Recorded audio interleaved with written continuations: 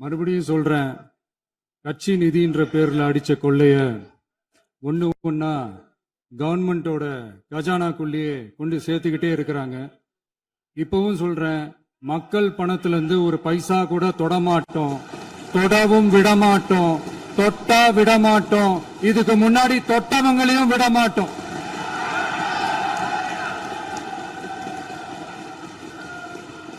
ஒவ்வொரு ஊழலா வெளியில வரும் போலயே ஒவ்வொரு வேஷமா கலைஞ்சிரும் போலயே இங்க இருக்கிற நிறைய பேரு நடுங்கி போய் இதுல நம்ம மேல அவதூறு வேற. இப்ப புதுசா ஒரு வெப்பன் ஒண்ணு கொண்டு வந்திருக்காங்க. அது என்ன தெரியுமா? அவங்க தயவால தான் நம்ம ஆட்சி நடக்குதாம். மக்கள் தயவால இந்த ஆட்சி நடந்துகிட்டு இருக்கு. மனசாட்சி உள்ள சக்திகளோட ஆதரவால இந்த ஆட்சி நடந்துகிட்டு இருக்கு. நாங்க தான் அனுப்பி வச்சோம் அப்படின்றாங்களே. அனுப்பி வச்சவங்களுக்கு மினிஸ்ட்ரியில இடம் கொடுத்தா ஏன் கதறீங்க? ஏன் இவ்வளவு கோவம்? ஏன் இவ்வளவு கதறல்ஸ்? இதுல இன்னொரு முக்கியமான விஷயம், மார்க்சிஸ்ட் கம்யூனிஸ்ட் கட்சி நமக்கு ஆதரவு கொடுத்தது சுயேட்சையா எடுத்த முடிவுன்னு சொல்றாங்க.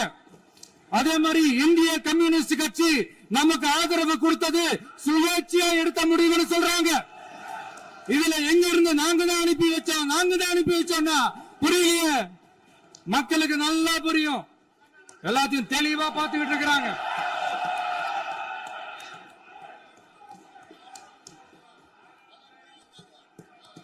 முதலமைச்சர் கண்டினியூ பண்ணலாம். மாண்பு முதலமைச்சர்.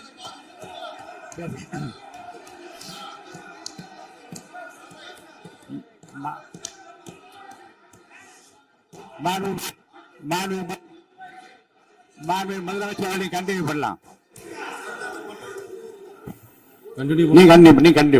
நீ கண்டினியூ பண்ணலாம்.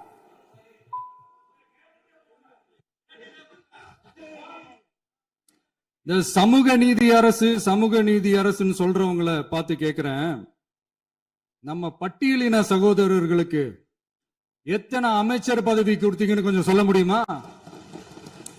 ஆனா நம்மளுடைய அரசுல 8 அமைச்சர் பதவிகள் யாருக்கு? நம்ம பட்டியலின சகோதரர்களுக்கு. எல்லாம் நம்ம அண்ணன், நம்ம தம்பி, நம்ம தங்கச்சிங்க.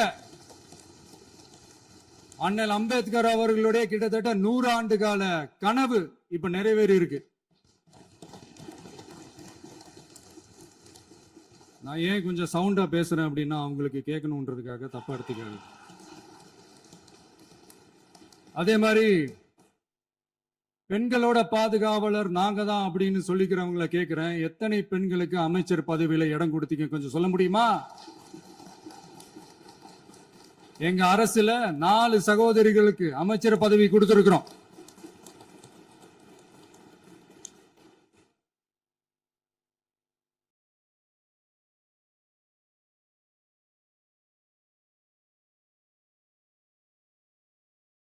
அதனால மக்களால் நிராகரிக்கப்பட்டு மக்களால் அகற்றப்பட்டவங்களுக்கு ஒண்ணு சொல்லிக்கிறோம், தப்பே செய்ய மாட்டோம், ஊழலே செய்ய மாட்டோம், நேர்மையா தான் இருப்போம், நியாயமா தான் இருப்போம் அப்படின்னு சொல்றவங்களால மட்டும்தான் கூட்டணி ஆட்சி அமைக்க முன்வரும். ஆட்சியிலையும் பங்கு, அதிகாரத்திலையும் பங்கு கொடுக்க முன்வரும். ஊழல்லையே ஊறி போனவங்களால இந்த கூட்டணி ஆட்சியோ ஆட்சியிலையும் பங்கு அதிகாரத்திலையும் பங்கு கொடுக்க முன்வராது. மெஜாரிட்டி இருந்தாலும் தரமாட்டாங்க, மெஜாரிட்டி இல்லைனாலும் தரமாட்டாங்க. கேட்டா ரெடிமேடா ஒரு பதில் ஒண்ணு வச்சிருப்பாங்க, கூட்டணி ஆட்சியை மக்கள் விரும்ப மாட்டாங்கன்னு. அதே மக்கள் தான் இப்ப அவங்கள பார்த்து சிரிக்கிறாங்க. நான் பதவி ஏத்த அன்னைக்கு கொஞ்சம் டைம் அவகாசம் கேட்டேன். எதுக்கு கேட்டேன்? நிதி நிலைமை எல்லாம் கொஞ்சம் மோசமா இருக்குது, அதெல்லாம் கொஞ்சம் சரி செஞ்சுக்கிட்டே படிப்படியா கொஞ்சம் கொஞ்சமா நான் கொடுத்த வாக்குறுதிகள்லாம் செயல்படுத்துவேன், அதுக்காக கொஞ்சம் டைம் அவகாசம் கேட்டேன். நான் ஏதோ வேற எதுக்காகவோ வேற யாருக்காகவோ ஏதோ அவகாசம் கேட்ட மாதிரி. அடுத்து இங்க சபையில இல்லாதவங்களை பத்தி பேச வேண்டாம்னு நினைக்கிறேன்.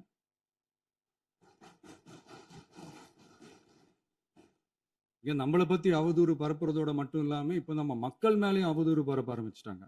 மக்கள் நமக்கு ஓட்டு போட்டது தப்பான், குடும்பம் குடும்பமா நமக்கு ஆதரிச்சது தப்பான். இது இப்ப இல்ல, நான் சொல்றது எம்ஜிஆர் அவர்கள் காலத்திலிருந்தே. அப்பவே அவர் ஜெயிச்சப்போ அதே மக்களை தப்பு தப்பா பேசுறது. மக்கள் என்ன பண்ணிட்டாங்க, எம்ஜிஆர் என்ன பண்ணிட்டாரு, எம்ஜிஆர் என்ன இது பண்ணிட்டாரு. 50 வருஷமா ஒரே டெக்னிக்கா.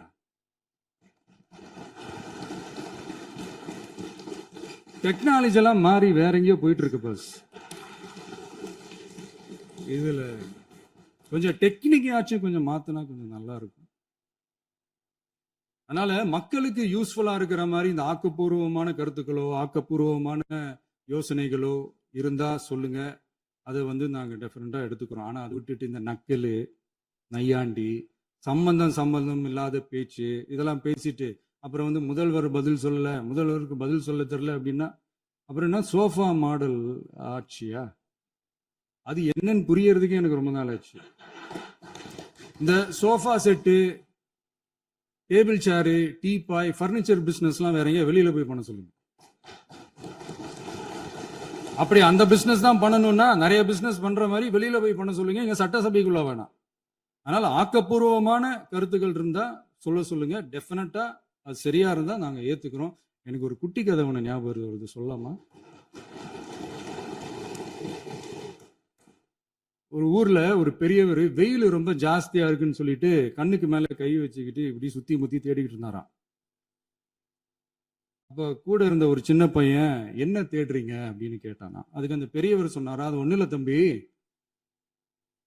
உங்க அப்பா இங்கதான் இருப்பாருன்னு சொன்னாங்க, அதான் தேடிக்கிட்டு இருக்கேன். எங்க உங்க அப்பாவையா காணோம்?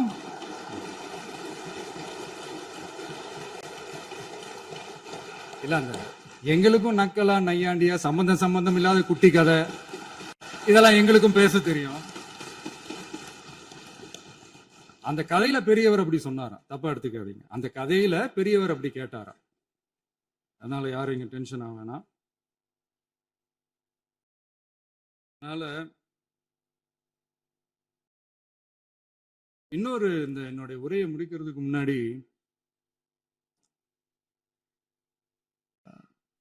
போயிட்டாங்க, பேசலாமா? உங்க கருத்துக்களை நீங்க முழுமையாக மன நிறைவோடு பேசலாம்.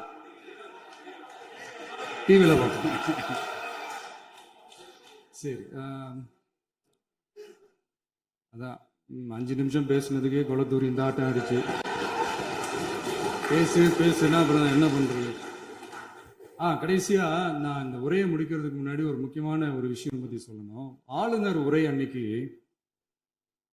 இந்த தமிழ் தாய் வாழ்த்துக்கு அப்புறம் தேசிய கீதம் பாடினது தப்பு, தேசிய கீதம் 2 முறை பாடினது தப்பு,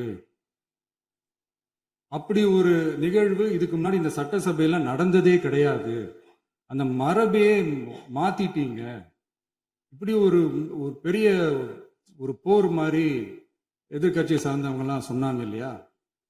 அந்த மாநில உரிமை போராளிகளை, அந்த மரபு காக்கிற உரிமை போராளிகளை ஒரே ஒரு கேள்விதான் கேட்கணும்.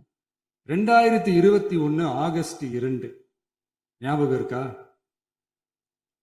Centenary celebration of Tamil Nadu legislature. அந்த ஃபங்க்ஷன்ல நம்ம முன்னாள் முதலமைச்சர் கருணாநிதி அவர்களோட கலைஞர் அவர்களுடைய கலைஞர் அவர்களுடைய புகைப்படத்தை மாண்புமிகு குடியரசுத் தலைவர் திறந்து வைக்கிற ஒரு ஃபங்க்ஷன். அந்த ஃபங்க்ஷன்ல national anthem followed by Tamil Thai Vazhthu அப்படின்னு அறிவிச்சது ஞாபகம் இருக்கா? அதாவது தேசிய கீதத்துக்கு அப்புறமா 2வது முறையா, நோட் திஸ் பாயிண்ட் மாண்புமிகு பேரவைத் தலைவர் அவர்களே, பிளீஸ் நோட் திஸ் பாயிண்ட். தேசிய கீதத்துக்கு அப்புறம் 2வது முறையாக தமிழ் தாய் வாழ்த்து பாடப்படும் அப்படின்னு சொன்னது ஞாபகம் இருக்கா? அதுவும் முத்தமிழ் அறிஞர் அப்படின்னு சொல்ற நம்ம கலைஞர் அவர்களுடைய அந்த புகைப்படம் வெளியிட்டு விழாவில் அவர் இருந்த இதே சபையில தமிழ 2வது இடத்துக்கு தள்ளினது யாருன்னு ஞாபகம் இருக்கா? அது மட்டும் இல்ல, அந்த தேசிய கீதத்தை நாட்டுப்பண் நேஷனல் ஆந்தம்னு சொல்லி அதே ஃபங்க்ஷன்ல கடைசியா ஃபங்க்ஷன் முடியும் போது செகண்ட் டைம் தேசிய கீதம் பாடினதும் ஞாபகம் இருக்கா? இதே அவையில் தான் அது அவை குறிப்பிலும் இருக்கிறது. இதே அவையில் தான் நடைபெற்றது. இந்த தக்க புக்கில் நேரத்தில் இந்த ஆதாரங்களை அளித்த மாண்பு முதல்வர்களுக்கு நன்றியை தெரிவித்துக் கொள்கிறேன். டவுட் இருந்தா இந்த புக்கை பார்த்து தெரிஞ்சுக்கலாம். அதனால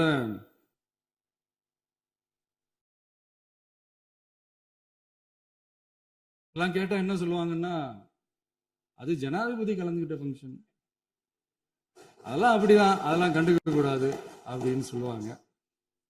இதே மாதிரிதான் பேசுறது ஒண்ணு, செய்யறது ஒண்ணு, செய்யறது ஒண்ணு, பேசுறது ஒண்ணு. இதெல்லாம் மக்கள் பார்த்துக்கிட்டு இருக்காங்க. எலெக்ஷனுக்கு முன்னாடி தான் அப்படி செஞ்சுக்கிட்டு இருந்தாங்க. இப்போ எலெக்ஷனுக்கு அப்புறம் அதே தான் செய்யறாங்க. இந்த விஜயையும் சாமானியர்களின் உண்மையான சமூக நீதி அரசையும் அவமானப்படுத்துறதுக்கு தான் அவங்களோட அந்த பொலிட்டிக்கல் சீனியாரிட்டி அது பயன்படுத்துது போல. சரி, செய்யட்டும் செய்யட்டும், நல்லா செய்யட்டும். இப்போ ஆனாலும் நம்மளுடைய மாநில உரிமை, மொழி உரிமை, உத்தம உத்தரர் போல வேஷம் போடுற எதிர்கட்சிக்கு ஒன்றை மட்டும் ஆணித்தரமாக சொல்றோம். உங்களை மாதிரி தமிழ் தமிழ்னு சொல்லிக்கிட்டு, மொழி, பண்பாடு, கலாச்சாரம்னு சொல்லிக்கிட்டு ரெட்டை வேஷம் போடுறவங்க நாங்க கிடையாது. உலகெங்கும் வாழும் என் தமிழ் சொந்தங்களுக்கு நம்முடைய உத்தரவாதம் தமிழ் தான் எங்க உயிர் நாடி அப்படின்றத மறக்க மாட்டோம். இப்பவும் சொல்றோம், மாநில உரிமையில எப்பவும் உறுதியா இருப்போம். அதே சமயத்துல அரசியல் வேற, ஒன்றிய மாநில அரசுகளுக்கு இடையே இருக்கிற நிர்வாக அணுகுமுறை வேற. இதுல நாங்க ரொம்ப தெளிவா இருக்கிறோம். அதனால எங்களுக்கு பாடம் எடுக்கிறதா நினைச்சுக்கிட்டு உங்க வேஷத்தை நீங்களே கொஞ்சம் கொஞ்சமா கலைச்சிக்கிட்டே வர்றீங்க, மறந்துடாதீங்க. அப்புறம் நேத்து எதிர்கட்சி தலைவர், மாண்புமிகு எதிர்கட்சி தலைவர் பேசும்போது நிறைய பேசினாங்க. அதுல ஒண்ணு மட்டும் அரசு சொல்றதா நினைச்சுக்கிட்டு நம்மளை இன்டைரக்டா ஈவில் அப்படின்ற அந்த வார்த்தையை யூஸ் பண்ணாங்க. எனக்கு ஒன்னே ஒண்ணுதான் சொல்லணும்னு தோணுது. ஈவில்ஸ்னு டெவில்ஸ் பேசக்கூடாது.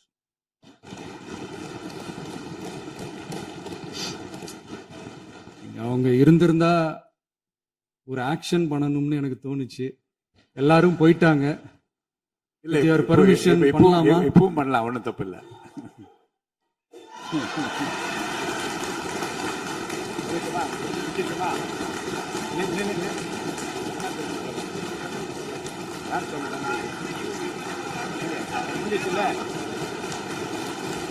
எழுந்து சொல்லணுமா, உட்காந்து சொல்லட்டுமா?